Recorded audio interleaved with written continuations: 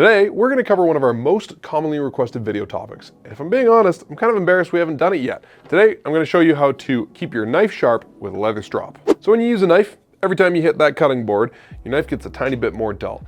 Not enough that you're going to tell right away, but you hit that cutting board 100 or 1,000 or 10,000 times, and your knife's going to go completely dull, and you're going to have to sharpen it. So if you do regular maintenance to your edge to bring it back to 100% sharpness or close to, you're not going to have to sharpen your knife as often, and your knife's going to last longer.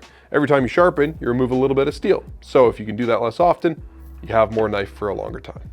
Leather strop is one of the tools we use to maintain our knives. Typically, they're made of a piece of wood with leather on either side. Really simple. This one has kind of a suede side. It's the back side of the leather. The front is just a nice hard veg tan leather. Some of them have just leather on both sides, but I like the suede because it's slightly rougher and does kind of the heavy lifting. And then the plain leather does the finishing touch at the end. If you own a kitchen knife, you've probably also seen one of these guys. This sometimes called a steel, but this particular one is a ceramic honing rod.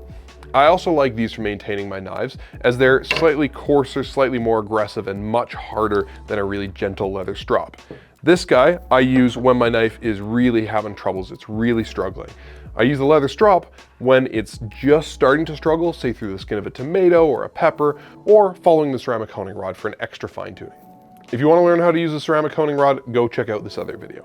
Now, because this guy has two sides, I'm going to start on the rougher side and then finish on the smoother side. The coarser side is just going to pull off most of the metal. This guy doesn't remove a lot of steel the way a sharpening stone does, but both of these tools will remove any steel that's kind of loose on the edge, any tiny microscopic filaments that have kind of been knocked loose through the lifespan of the knife. The ceramic rod removes a lot more steel by comparison, but again, neither of them remove very much unless you're using them very wrong.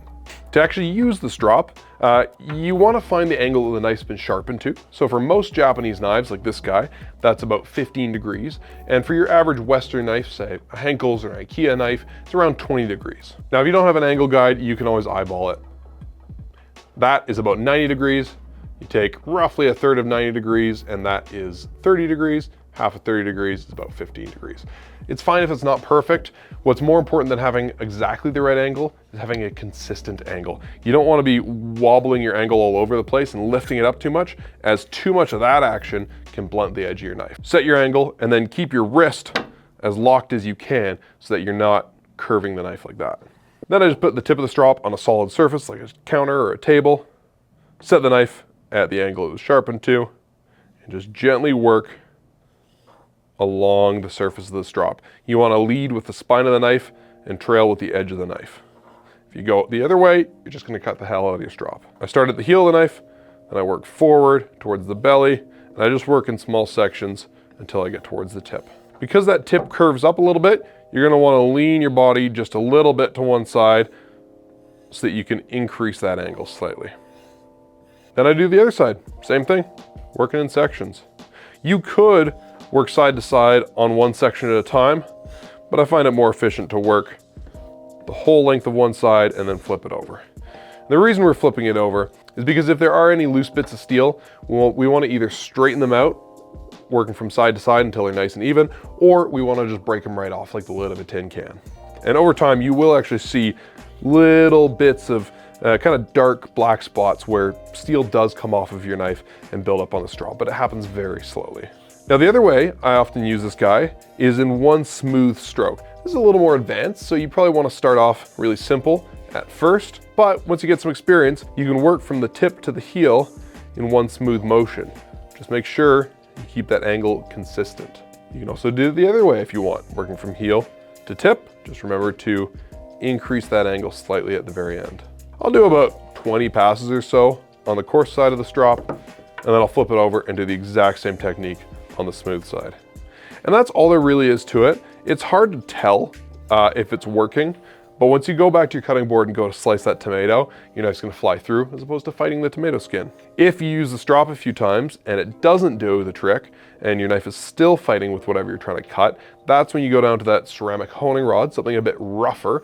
It's still not a whetstone, it's still not gonna remove a bunch of metal, but it is gonna be a little more aggressive and hopefully bring that edge back into shape a little faster and more effectively. Now, if you've gone way down the rabbit hole on the internet of learning about sharpening or knife maintenance, and you already know what a strop is, you might have heard of chromium oxide or stropping compounds or diamond paste. There's a bunch of different names of them. This particular one is chromium oxide, and basically what it does is it lends a little bit of superfine abrasive to the strop. It is not necessary. However, it does a really great job at pulling off burrs on the edge a little more aggressively. If you're looking to keep a super fine edge, maybe you have a knife you use to cut sashimi and you want a very, very fine edge, it does a great trick. For day-to-day use, your daily driver kitchen knife, it's not entirely necessary. They come in pretty big blocks, so a block of chromium oxide is like 10 times bigger than this. It'll last you forever. And you kind of use it just like a crayon. It's made out of wax impregnated with a grit of some kind. You basically just rub it on the surface of your strop like so. This guy already has some on it, but it doesn't hurt to reload it every so often. And the technique with chromium oxide is exactly the same. Some people find this makes the edge of their knife a little too smooth. A lot of people like a little bit of tooth on their edge because it helps the knife cut through, you know, tough skins on peppers and tomatoes more easily. I'm more in that camp, but if you want that super smooth edge, chromium oxide works great. And if you are honing a straight razor, it's incredible to get that really smooth edge that you actually want to put against your face.